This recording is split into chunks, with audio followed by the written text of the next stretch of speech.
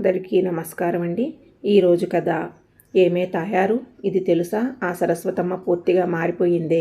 ఇదివరకులా తన చెల్లెళ్ళని, బంధువులని, ఆఖరికి కన్న కూతుర్ని కూడా ఇంటికి రమ్మని పిలవడం మానేసింది. ఇదివరకు ఇలా చేసేది కాదు కదా. ఎప్పుడూ చుట్టాలు, చుట్టుపక్కల వాళ్ళు అందరినీ పిలిచి ఆదరించేది. ఇల్లంతా అందరితో సందడిగా కళకళలాడుతూ ఉండేదే. ఇప్పుడు ఇలా తయారైంది ఏమిటి అంటూ అనసూయమ్మ ఒకటే వంకర దీర్ఘాలు తీసింది. అనసూయమ్మ, తాయారు ఇద్దరు సరస్వతమ్మ ఇంటికి ఇరుగు పొరుగువారు. చాలా సంవత్సరాల నుంచి పరిచయం ఉన్నవారు. ఇక్కడ సరస్వతమ్మ గారి గురించి కొంచెం మనం చెప్పుకోవాలి. సరస్వతమ్మ బహు నెమ్మదస్తురాలు. ఆమెకు భర్త, ఇద్దరు పిల్లలు. కూతురు లావణ్య, కొడుకు వంశీ, ఇంకా పెద్ద వయసున్న అత్తగారు. చిన్న మధ్యతరగతి కుటుంబం వారిది. అత్తగారి మాటని చెవదాటని కోడలు. ఉన్నదానిలోనే సర్దుకుంటూ అందరినీ అలరించే ఉత్తమ ఇల్లాలు. అంతేకాకుండా కాలంతో పాటు తన నడవడికను, పద్ధతులను మార్చుకుని మనగలిగే మనిషి. ఎవరినీ బాధ పెట్టకుండా అందరి మనసెరిగిన ప్రవర్తించే మంచి మనిషి. తన చేతిలో ఉన్నంత వరకు అందరినీ ఆదరించి చూసిన ఉత్తమ ఇల్లాలు. ఈ మధ్యనే కొడుకు వంశీకి కూడా పెళ్లి చేశారు. అమ్మాయి కీర్తి, ఒకసారి ఇలా రావమ్మా, ఏం వంట చేయమంటావు అని తన కొత్త కోడలిని అడిగింది సరస్వతి. మీ ఇష్టం అత్తయ్యా, అయినా మీకెందుకు శ్రమ, నేను చేస్తాను అత్తయ్యా అంది కీర్తి వినయంతో నిండిన ప్రేమతో. పర్వాలేదు కీర్తి, నేను చేస్తానులే అంది సరస్వతి చిరునవ్వుతో. సరస్వతితో కొద్ది రోజుల్లోనే కలిసిపోయింది కీర్తి.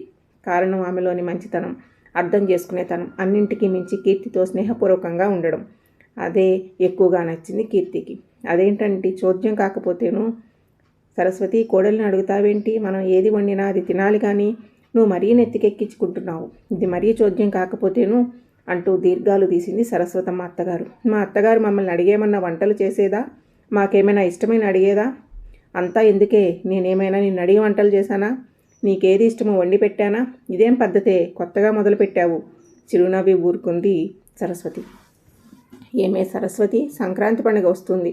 కూతుర్ని పిలవటే, ఉన్నది ఒక్కగానొక్క ఆడపిల్ల. ఒక 15 రోజులైనా ముందుగా వచ్చేయమనవే. నాకు నా మనవరాల్ని చూడాలని ఉంది. మనవరాలతో ఒక నెల అయినా గడపకపోతే ఎలాగే? అక్కడ ఎన్ని కష్టాలు పడుతుందో ఏమిటో. దానికి ఏమేమి ఇష్టమో చక్కగా అన్నీ వండి పెడుతూ సుఖంగా కూర్చోబెట్టి చూసుకోవాలి కదా. తల్లిగా అది నీ బాధ్యత. బొత్తిగా బాధ్యత లేకుండా తయారవుతున్నావు నువ్వు. బాధ్యత ఉండొద్దు, ఇంకా పిల్లని పిలవలేదా? నేనైతే నా కూతుళ్ళిద్దరినీ నెల రోజుల ముందే పిలిచేదాన్ని. పండుగ అయిన నెల రోజుల తర్వాత వెళ్ళమనేదాన్ని. ప్రేమంటే అలా ఉండాలి. ఏది ఏమైనా నాకు నా కూతుర్ల మీద ఉన్న ప్రేమ నీకు నీ కూతురు మీద లేదే. వస్తుందిలే అత్తయ్య, పండుగ రోజు వస్తుంది. పండుగ అయిన వెంటనే వెళ్తుంది. అలాగే కీర్తి కూడా పండగకు పుట్టింటికి వెళ్ళి ఒక వారం రోజులు ఉండి వస్తుందిలేండి అత్తయ్య అంది సరస్వతి నెమ్మదిగా. అదేంటే, కూతుర్ని 4 రోజులు ఇంట్లో పెట్టుకోవు, ఇంకా కోడల్ని మాత్రం అన్ని రోజులు పంపిస్తావేంటే అని బుగ్గలు నొక్కుని ఆరా తీసింది అత్తగారు. కీర్తి కూడా నా కూతురు వంటిదే, తనకి పుట్టింటి మీద ప్రేమ ఉంటుంది కదా అంది సరస్వతమ్మ. అసలే కొత్తగా పెళ్ళి అయిన పిల్ల, పూర్తిగా మనకి ఇంకా అలవాటు పడలేదు. తన ఇష్టమైన అన్ని రోజులు తన పుట్టింట్లో ఉంటుంది. తన బెంగ తీరిన తర్వాతే ఇక్కడికి వస్తుంది. బాగుందమ్మా అని మూతి 3 వంకర్లు తిప్పింది అత్తగారు. బాగుందమ్మా నీ వరుస. అన్నీ కొత్త కొత్త అలవాట్లు, కొత్త కొత్త ఆచారాలు, ఎక్కడ లేని పద్ధతులు, మేము ఎప్పుడూ చూడని ఆనవాయితీలు. నీ ఇష్టం వచ్చినట్లుగా చేస్తున్నావు. ఎంతైనా నువ్వు అత్తవయ్యావు కదా. నీ అత్తగారి మాట ఎందుకు పట్టించుకుంటావులే. సరే కాని, అంతా నీ ఇష్టం అయిపోయింది అంది కాస్త నిష్ఠూరంగా. సరే అత్తయ్య, నేను అలా బజారుకు వెళ్తాను, కూరగాయలు తెస్తాను అని బయటకు బయలుదేరింది సరస్వతమ్మ. ఇంతలో ఆమె చుట్టుపక్కల ఉన్న తాయారు, అనసూయమ్మ గారులు ఎదురై మేము అటే వెళ్ళాలి, ఉండు కలిసిపోదామంటూ ఆమె వెంట వచ్చారు. అదేంటి సరస్వతి, నువ్వు బొత్తిగా అమాయకురాలులాగా ఉన్నావు. మరీ కోడల్ని అలా నెత్తికెక్కించుకుంటున్నావు. పెళ్ళి అయిన దగ్గర నుంచి చుట్టాలని, బంధువుల్ని, ఆఖరికి కన్న కూతుని కూడా పిలవడం మానేశావు. ఎందుకు ఇలా చేస్తున్నావు అని అడిగారు ఇద్దరు. ఆమె పద్ధతి వాళ్ళకి చాలా ఆశ్చర్యంగా ఉంది. చాలా కాలంగా ఒకరి విషయాలు ఒకరికి తెలుసు, ఒకరి మనస్తత్వం ఒకరికి తెలుసు. అయినా ఆవిడ మనసులో ఏముందో వాళ్ళకి అర్థం కావడం లేదు. అందుకే ఉత్సుకతను ఆపుకోలేక అడిగేశారు. చూడండి, కాలంతో పాటు మనము మారాలి. అప్పుడే మనకి విలువ, గౌరవం, పెద్దరికం ఈ తరం పిల్లల్ని అనుసరించి అర్థం చేసుకోవడంలోనే ఉంటుంది. నేను చేస్తున్నది అదే. ఇక చుట్టాలని పిలవడం లేదని అంటారా? నా చేతితో చేయగలిగినంత కాలము చేశాను. ఇప్పుడు నా కోడల్ని చేయమని ఒత్తిడి చేయడం కరెక్ట్ కాదు.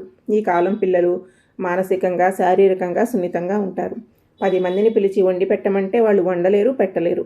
అలాగని నేను అన్నీ చేయాలి అంటే నేను పెద్దదానిని అయ్యాను. మెల్లగా నేను నా పనులు తగ్గించుకుంటే మంచిది అని నా అభిప్రాయం. నేను పడ్డ బాధల్ని నా కోడలు పడకూడదు అని ఆలోచించి ఇలా చేశాను. మన తరంలో అంటే మనం అత్తగారుల మాటలు విన్నాము. వాళ్ళు ఏ పని చెప్తే ఆ పని చేశాము. ఇంటి నిండా చుట్టాలు ఉన్న, ఆడబడుచులు వచ్చిపోతూ ఉన్న శ్రమ అనుకోకుండా పని చేశాము, చేయగలిగాము. కానీ ఈ తరం పిల్లలు అలా కాదు. వాళ్ళకంటూ సొంత ఆలోచనలు ఉన్నాయి. వాళ్ళకంటూ కొన్ని ఇష్టాలు ఉంటాయి. వాళ్ళ ఇష్టాలను బయటికి చెప్పగలరు. వాటిని సాధించుకోవడానికి ప్రయత్నమూ చేయగలరు. ఆ సామర్థ్యం ఇప్పటి తరానికి ఉంది. తమకు ఇష్టం లేని పనిని కాదు అని అనగలరు. అలా కాదు అనిపించుకోవడం, మర్యాద కోల్పోవడం మన తరానికి మంచిది కాదు. మనము పూర్తిగా వాళ్ళ ఇష్ట ప్రకారం నడుచుకోవాలి తప్ప మన ఇష్ట ప్రకారం వాళ్ళు నడుచుకోవాలి అని అనుకోకూడదు. మనము వాళ్ళ మీద ఆర్డర్లు ఎప్పుడూ పాస్ చేయకూడదు. నేను గట్టిగా చెప్తే కోడలు చేయదని కాదు, కానీ అక్కడ నా పైన గౌరవం వచ్చిన వాళ్ళపై ఇష్టమూ పోతుంది. ఏదైనా తాను అభిమానించి చేయాలి కానీ అయిష్టతతో కాదు. మన మీద వాళ్ళకి గౌరవం పెరిగేటట్లుగా మన ప్రవర్తన ఉండాలి తప్ప ఈవిడ ఏంట్రా బాబు అనిపించేటట్టుగా మన ప్రవర్తన ఉండకూడదు. ఇక నా కూతురి విషయం అయినా అంతే. కోడలు రానంతకాలం తను ఎన్నిసార్లు అయినా రావచ్చు. అప్పుడు అంటే నా కూతురు కేవలం నా కూతురు మాత్రమే. కానీ ఇప్పుడు అలా కాదు. వాళ్ళిద్దరూ వదిన ఆడబడుచులు. అంటే అక్కా చెల్లెళ్లతో సమానం. అక్కా చెల్లులాగా కలిసిపోవాలి తప్ప వదినని వదినలాగా, మరదల్ని మరదలులాగా వేరు చేసి చూసుకోకూడదు. అప్పుడే ముందు తరాల వాళ్ళకి బాగుంటుంది. మనము ప్రతి దానిలో కల్పించుకుని నా కూతురు అనుకుంటూ ఉంటే వాళ్ళిద్దరి మధ్య ఆ సఖ్యత ఎప్పటికీ ఏర్పడదు. నా కూతురికి అది ఇష్టము, అది వండి పెట్టు, ఇది ఇష్టము, ఇది వండి పెట్టు అంటే ఆ అమ్మాయికి ఖచ్చితంగా నేనంటే, నా కూతురు అంటే అయిష్టత ఏర్పడుతుంది. నా కూతురి పండక్కి వస్తుంది, నువ్వు నీ పిట్టింటికి వెళ్ళమాకు, నా కూతురి కోసం ఇక్కడే ఉండు అంటే అది మర్యాదగా ఉండదు కదా. మన కాలంలో, మన ముందు తరాలలో అలా కుదిరింది.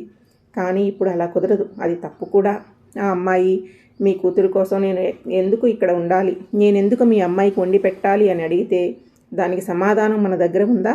పాత తరాల వాళ్ళు ప్రవర్తించినట్టుగా మూర్ఖంగా మనము ప్రవర్తించకూడదు. మనము కొద్దిగా చదువుకున్న వాళ్ళము, సమాజంలో మంచి చెడు చూస్తున్న వాళ్ళము. దానికి అనుగుణంగానే మన ప్రవర్తన ఉండాలి. కూతురికి కోడలికి మధ్య అడ్డుగోడగా మనం ఎప్పటికీ ఉండకూడదు. కోడలు నా కూతుర్ని ఆహ్వానించేదిగా ఉండాలి కానీ భారంగా భావించకూడదు. అందుకే నా కూతుర్ని కూడా ఎక్కువగా పిలవను అంది సరస్వతమ్మ. కాలంతో పాటు తాను మారుతూ లౌక్యంగా మెలుగుతున్న సరస్వతమ్మ తెలివికి, ఆలోచనకి నోరు వెళ్ళబెట్టారు ఇద్దరు.